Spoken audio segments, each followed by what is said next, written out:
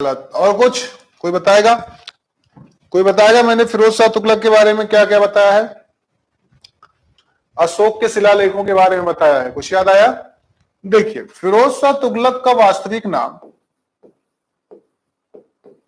कमलुद्दीन फिरो था। क्या था? कमलुद्दीन फिरो। बात यह है कि ये मोहम्मद बिन तुगलक का चचेरा भाई था, समझिएगा बात को, और इसकी माता हिंदू थी। अब आप कहेंगे सर इससे क्या तात्पर्य निकलता है? बहुत तात्पर्य निकलता है। जिसकी जिसकी माता हिंदू हुई मध्यकालीन भारत में, उन लोगों ने इस्लाम धर्म के प्रति अपनी कट्टरता दिखाने के लिए हमेशा हिंदुओं को पीड़ित किया। यही रीजन है कि ब्राह्मणों पर जजिया कर लगाने वाला भी फिरोज शाह तुगलक ही था। और कैसे? सिकंदर लोदी की भी मां जोंदा सोनार की बेटी थी, हिंदू थी, उसने भी हिंदुओं को पीड़ित किया। गयासुद्दीन तुगलक की भी मां हिंदू थी, इसलिए उसने कहा कि हिंदुओं को इतना कंगाल कर दो कि कृषि छोड़कर भाग जाए। और दिल्ली सल्तनत में 4 लोगों की मां जो थी वो हिंदू थी। ठीक, तो कौन कौन? गयासुद्दीन तुगलक,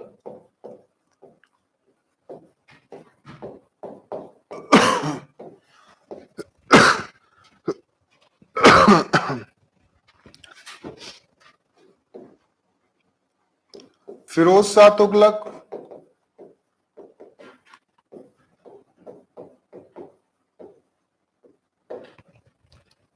सिकंदर लोदी,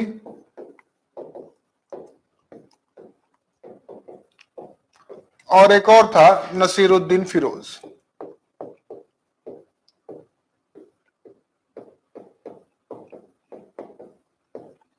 इन चारों की मां हिंदू थी।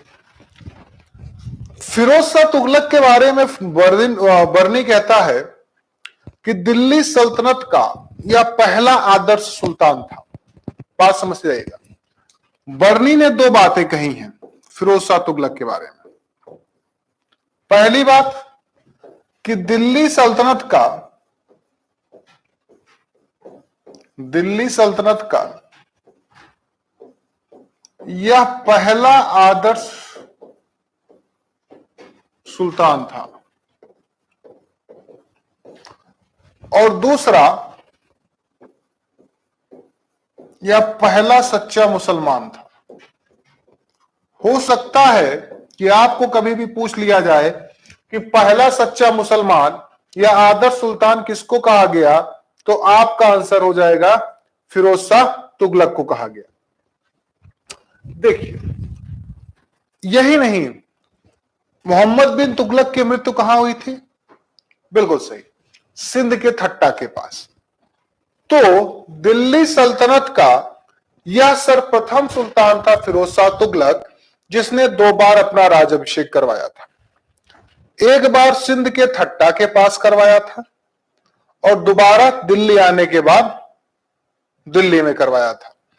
और इसके शासक बनने के बाद लगभग 21 दिनों तक दिल्ली में उत्सव मनाया गया।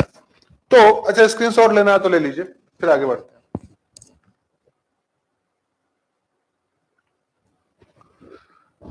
चलिए, यह दिल्ली सल्तनत का सर्वप्रथम सुल्तान था जिसने 2 बार अपना राज्याभिषेक करवाया था।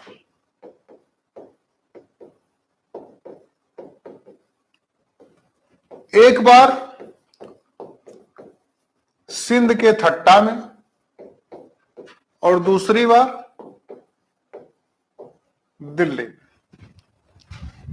सिंध का थट्टा मोहम्मद बिन तुगलक की मृत्यु से भी जुड़ा है, और एक चीज और जुड़ा है।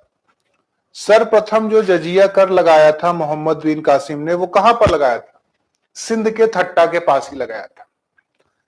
जब ये गद्दी पर बैठा, तो जैसा कि कल क्लास में आपने पढ़ा था कि मोहम्मद बिन तुगलक के शासनकाल में सर्वाधिक विद्रोह हुए थे। भाई गद्दी पर बैठेगा, समाज अस्त व्यस्त रहेगा, अब उन अस्त व्यस्त साम्राज्य को सही करने के लिए इसे कुछ ना कुछ करना पड़ेगा। पहली काम इसने किया कि इसने अकाल संहिता जो था, जो मोहम्मद बिन तुगलक सोमधर ऋण देता था किसानों को, इसने अकाल संहिता को नष्ट करवा दिया कि चलो भाई जिसके पास जो ऋण है माफ कर दिया जाता है। लोग आज चुनावी मुद्दा बनाते हैं ना कि हम किसानों के कर्जे को माफ करेंगे, तो फिर जीत जाते हैं, फिर माफ करते हैं कि नहीं करते हैं ये आप जानते होंगे। तो इसने अकाल संहिता को खत्म करवा दिया, पहला चीज। दूसरा चीज, साम्राज्य का जो इनकम होता था, आमदनी, मतलब आमदनी का ब्यौरा तैयार करवाने वाला यह सर्वप्रथम सुल्तान था। मतलब इनकम जो होती थी साम्राज्य की इसके शासनकाल में, उसका ब्यौरा तैयार करवाने वाला जो सर्वप्रथम सुल्तान था वो था फिरोज शाह तुगलक। इसके साथ साथ इसने मृत्युदंड को समाप्त कर दिया था।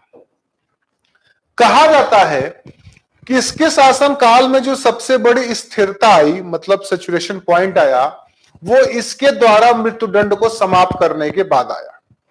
और यही नहीं, अकाल संहिता के साथ साथ इसने 24 करों को, कष्टदायी करों को समाप्त कर दिया था, जो तमाम प्रकार के कर लगाए जाते थे। इसके स्थान पर केवल 4 कर लगाया था, जजिया, जकात, खराज और खम्स। इन तीनों कर के बारे में हमने, चारों कर के बारे में अलाउद्दीन के शासनकाल ने बता दिया। यही नहीं, ब्राह्मणों पर जजिया कर लगाने वाला, समझिएगा, ब्राह्मणों पर जजिया कर लगाने वाला, ये बहुत प्रचलित सवाल है, जो सर्वप्रथम सुल्तान था वो कौन था? फिरोज शाह तुगलक था। इस लाइन को याद रखिएगा, क्योंकि हमने आपको बताया था कि जजिया एक प्रकार का ऐसा कर था जो गैर मुसलमानों से लिया जाता था, जिसमें ब्राह्मण, महिलाएं, बच्चे, बूढ़े और दिव्यांग लोग शामिल नहीं थे। लेकिन ब्राह्मणों पर जजिया कर लगाने वाला जो था वो कौन था? फिरोज शाह तुगलक था। इसका स्क्रीनशॉट लीजिए, फिर आगे बढ़ते हैं।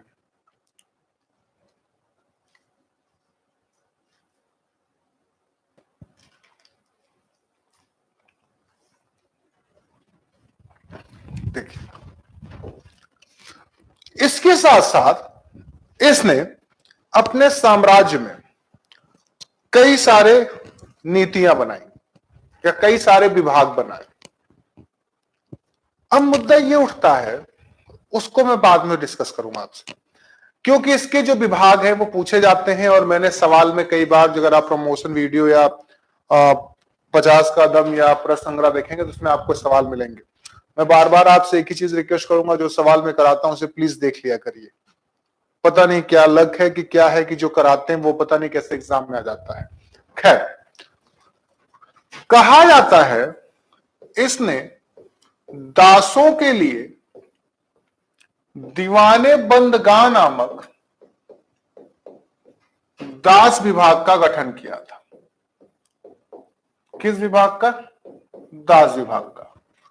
और यही नहीं, दिल्ली सल्तनत में सर्वाधिक दास फिरोज शाह तुगलक के ही शासनकाल में निवास करते थे।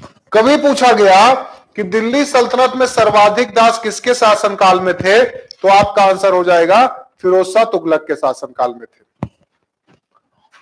उसके साथ साथ इसने